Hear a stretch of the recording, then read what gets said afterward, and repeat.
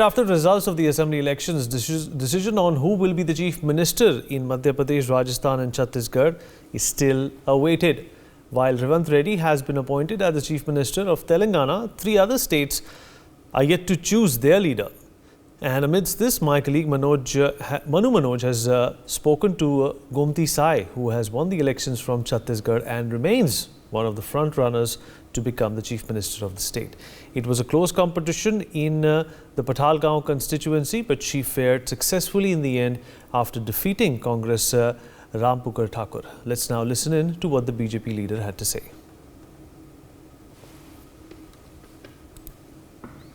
तीन राज्यों में बीजेपी को बड़ी सफलता मिली है और उन 3 राज्यों में मध्य प्रदेश, छत्तीसगढ़ और राजस्थान। छत्तीसगढ़ में, मध्य प्रदेश में और राजस्थान में चर्चा इस बात को लेकर हो रही है कि भाई इन तीनों राज्यों की कमान कौन संभालेगा। पार्टी इस पर मंथन कर रही है, विचार कर रही है और चर्चा ये चल रही है कि इन तीनों ही राज्यों में नए चेहरों को मौका दिया जाए, उन लोगों को मौका दिया जाए जो जनता के बीच आ सकेगा। तमाम लोगों के नाम चल रहे हैं। छत्तीसगढ़ में एक नाम चल रहा है गोमती साय, जो कि सांसद है। पार्टी आलाकमान ने उनको प्रदेश में भेजा चुनाव लड़ाने के लिए और 8 बार के विधायक रहे राम पुकार जी को उन्होंने चुनाव हरा दिया। अब चर्चा उनके नाम की, लेकिन उनकी शिक्षा दीक्षा कहां हुई, उनकी पढ़ाई लिखाई कहां हुई, उन्होंने कैसे संघर्ष किया, कैसे राजनीति में आए, जनता के बीच इतनी लोकप्रिय कैसे हुई कि सांसद बन गई और पार्टी को लगा कि 8 बार के विधायक राम पुकार को वही हरा सकती है।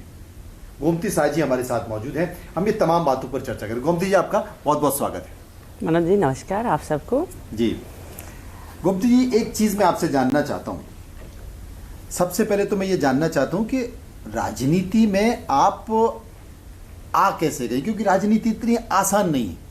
राजनीति के लिए बड़े पापड़ बेलने पड़ते हैं, संघर्ष करना पड़ता है, लड़ाई झगड़ा करना पड़ता है, उपस्थिति दर्ज करनी पड़ती है, घर परिवार के काम को छोड़कर आपको आगे निकलना पड़ता है। ये कैसे हुआ? हाँ देखिए, मैं तो एक गांव की रहने वाली हूँ जी। एक साधारण परिवार से, मध्यवर्गीय किसान परिवार से आती हूँ और राजनीति हम लोगों का बिल्कुल पैतृक तो नहीं है, लेकिन जब 2003 में चुनाव हुआ, उसके बाद भारतीय जनता पार्टी का सरकार बना छत्तीसगढ़ में और पार्टी वालों, हमारे पार्टी भारतीय जनता पार्टी का सोच था कि बीडीसी डीडीसी चुनाव भी तो कोई चुनाव होता है और उसके लिए भी हम लोगों को एक सफल कैंडिडेट चाहिए और ग्राम स्तर, जिला स्तर का चुनाव उन्होंने लड़ने के लिए मेरे को बोले। पार्टी का आदेश था, क्योंकि पार्टी की एक सिपाही होने के नाते आदेश का पालन करना मेरा कर्तव्य भी बनता है। और उसी तरह से मैं जिला पंचायत डिस्ट्रिक्ट की राजनीति शुरुआत की और चुनाव लड़ी, जीत भी गई और साथ साथ संगठन का भी दायित्व मेरे को मिलते गया और मैं एक भी ऐसा समय नहीं छोड़ी और पार्टी वाले मेरे को बार बार मौका भी दिए और मैं चुनाव लड़ते गई। लगातार 3 चुनाव तो मैं जिला स्तर का ही चुनाव लड़ी। उसके बाद अचानक लोकसभा का भी टिकट मिला। मेरा कोई ऐसा सोच नहीं था, लेकिन मिला। एक गांव की बेटी को, एक मध्यवर्गीय किसान परिवार की बेटी को पार्टी ने मौका दिया, चुना और मैं सांसद का चुनाव लड़ी और सांसद जीत भी गई।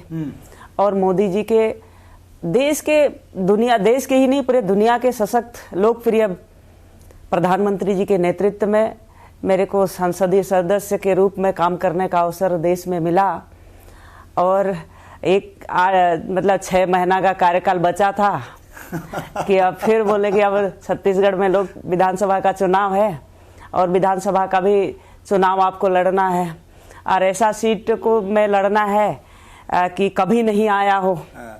और निश्चित है 8 बार कांग्रेस का विधायक राम पुकार सिंह जी, उनके खिलाफ में मेरे को लड़ने का आदेश मिला और आदेश का एक सिपाही होने के नाते आदेश का तो पालन करना मेरा भी कर्तव्य बनता है और आदेश का पालन करते हुए विधानसभा का चुनाव लड़ गई आप? लड़ गई और उसके बाद जीत भी गई। और उसके बाद जीत भी गई। अच्छा, एक चीज बताइए, ये जो जीत है छत्तीसगढ़ की, किसी को नहीं लग रहा था, कोई सोच भी नहीं सकता था कि ऐसी जीत हो जाएगी। इसके पीछे का कारण क्या है? देखिए, मैं एक राजनीतिक व्यक्ति होने के नाते भले ही मैं छोटे स्तर की चुनाव लड़ती थी, पर उतना अनुभव तो था ही।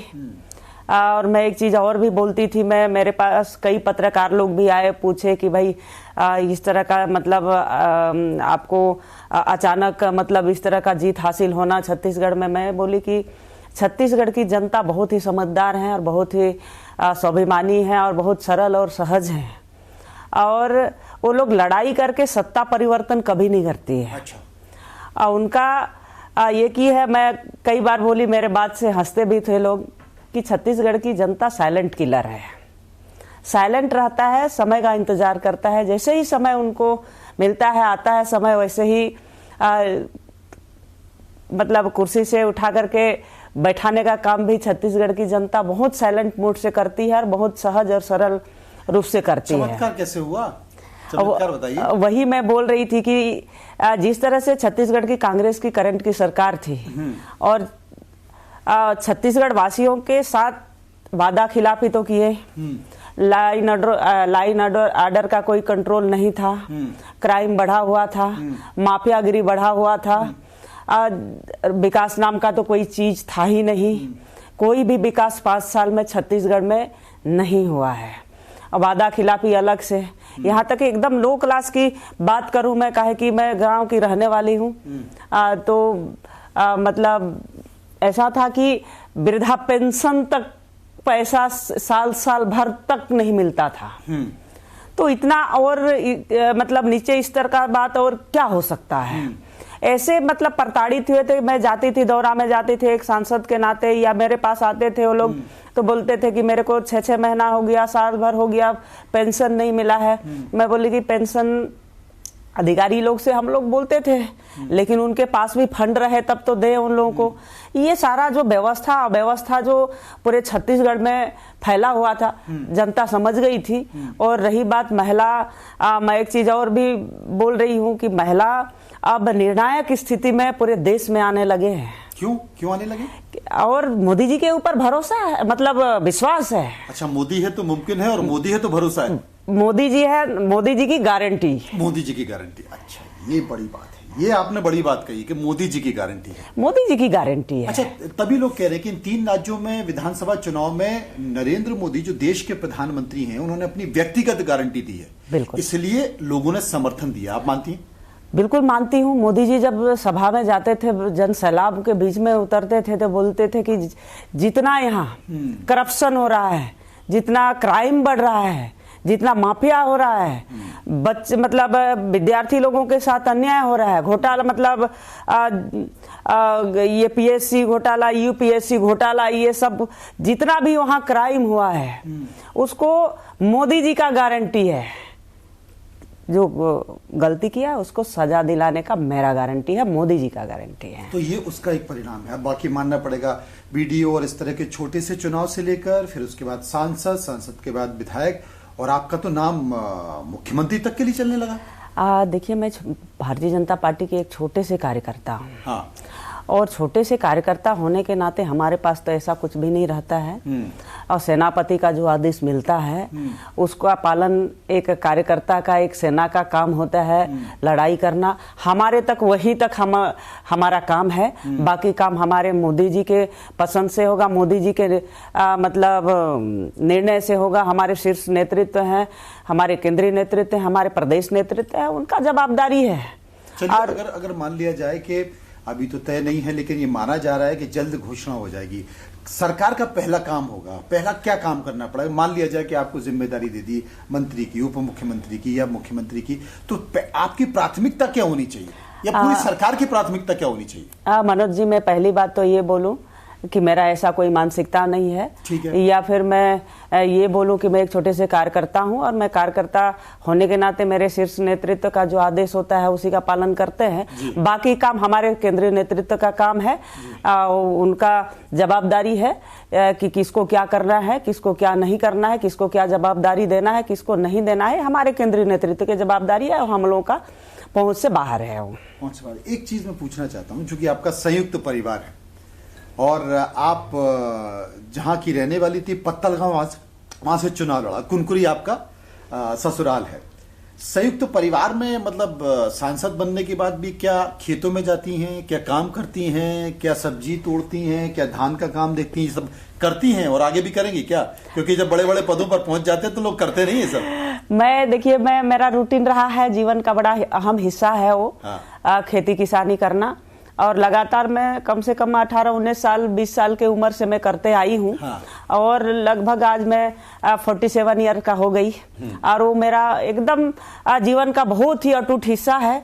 शायद मैं कुछ भी बन जाऊं तो मेरा वो छूटेगा नहीं, ऐसा मेरे को लगता है। और मेरा कहे कि मेरा जीवन का भिन्न हिस्सा है और मैं उसको छोड़ नहीं पाऊंगी। खेत जाना, खेत का मतलब मेड़ में चलना, सब्जी भाजी देखना, खेत का धान को देखना, ये सब मेरा जीवन का बहुत ही अटूट हिस्सा रहा है और मैं जीवन पर्यंत मैं उसको छोड़ने वाली नहीं हूँ। जब जब मेरे को टाइम मिलेगा तो मैं जरूर वो काम करना पसंद करूंगी। ये बड़ी बात है। आपको मैं एक चीज बताता हूँ अपने दर्शकों को, क्योंकि सरकारों में बात चलती है, प्रशासन में बात चलती है, पंचायतों में बात चलती है कि नारी शक्ति, महिला सशक्तिकरण, लेकिन इसकी शुरुआत घर से होती है।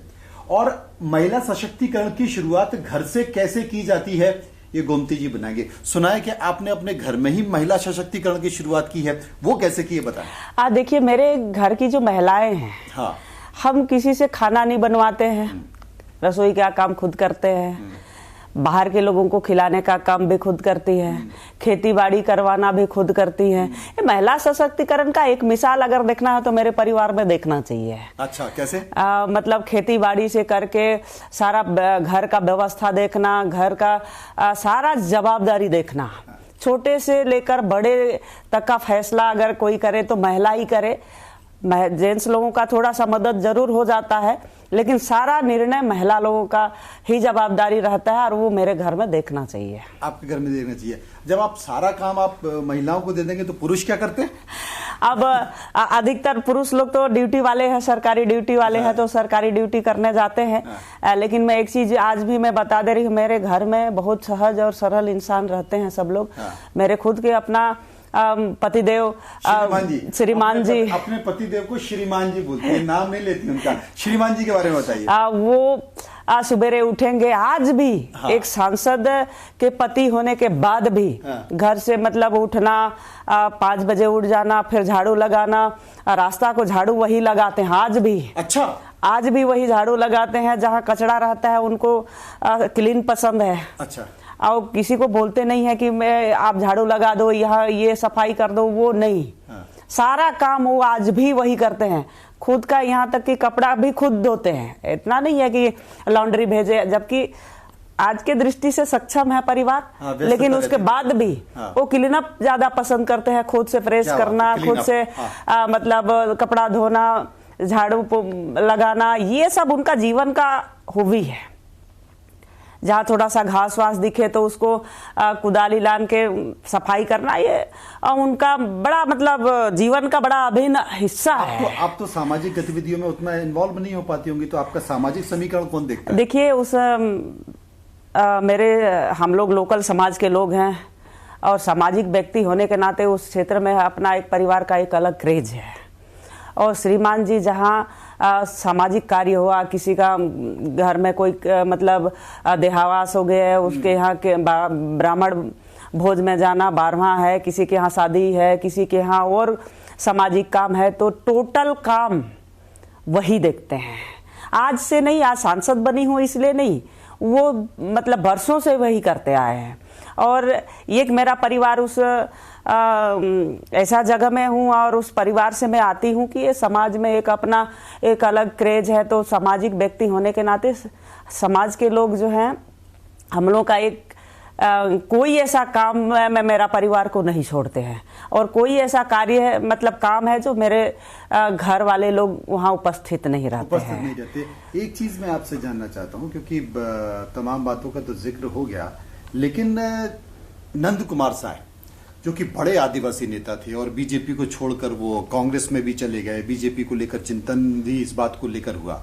अब आप नंद कुमार साय साहब की जो पॉलिटिकल लेगेसी है, यानी कि विरासत जो है, उसको संभालने जा रही है, इसलिए पार्टी वहां पर एक चेहरा भी ढूंढ रही थी। सुना है कि साय साहब पहले आप ही के घर में रहा करते थे, वहीं से उन्होंने अपनी राजनीति की एबीसी शुरू की। देखिए, बचपन में उनकी माँ खत्म हो गई, लगभग 4-5 साल के उम्र में खत्म हो गए। तो उनके जो पिताजी थे, थोड़ा उनका उतना बच्चे लोगों के ऊपर ध्यान नहीं था। तो मेरे ससुर जी लोग 2 भाई थे। अब भांजा छोटे थे तो भांजा को घर लाना, मेरी मतलब आपके ससुर साहब के भांजे थे? हाँ, मेरे ससुर साहब के भांजे थे। बड़ी दीदी की बेटा है वो, और छोटे थे तभी से हमारे घर में वो रहना। मेरे मतलब ससुर के माता जी, भाई उनके नानी थे तो ले आए थे, उनको पालन पोषण भी किए, पढ़वाए लिखवाए भी, शादी विवाह भी सब किए। और मतलब बाद में शादी होने के बाद भी उनको पढ़ाए, कॉलेज तक किए, BA MA तक करवाए। उसके बाद समय एक बार ऐसा आया कि इनको चुनाव लड़ाना चाह रही है पार्टी, तो वहीं से 1977 में चुनाव भी वही मेरे घर में रह करके लड़ाए। पार्टी ने उनके लिए बहुत कुछ दिया, और पार्टी एक भी समय ऐसा उनको नहीं था जो खाली उनके लिए छोड़ा गया। पार्टी हमेशा मान सम्मान उनका में कोई कमी होने नहीं दिए। और इसीलिए परिवार के, मेरे खुद के अपने परिवार के पॉलिटिकल में तो नहीं थे, लेकिन पॉलिटिकल परिवार से जरूर आते थे। तो पॉलिटिकल चर्चा तो परिवार में होता ही था, काहे कि उतना जनसंघ के बाद पहली बार भारतीय जनता पार्टी लगाकर सुनती रहती होंगी, और धीरे धीरे वो पॉलिटिकल चर्चा, पॉलिटिकल बातें और वो सारी चीजें आपके अंदर अपने आप आ गई। आप बिल्कुल, मेरे ससुर मतलब लोग चर्चा करते थे, काहे कि भांजा को चुनाव लड़ाए थे और पॉलिटिकल चर्चा होती थी। उसके बाद पॉलिटिकल परिवार होने के नाते तो भाई DNA में पॉलिटिकल तो आएगा ही।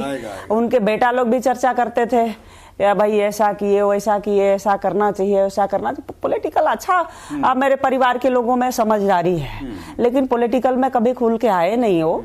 पर पॉलिटिकल चर्चा, सोच विचार ये सब बहुत है मेरे परिवार के लोगों में, पर पॉलिटिकल में कभी नहीं आए। सब लोग नौकरी वोकरी किए। तो अंत में मैं गृहिणी थी, लेकिन पार्टी के बदौलत मेरे को राजनीति में आना पड़ा।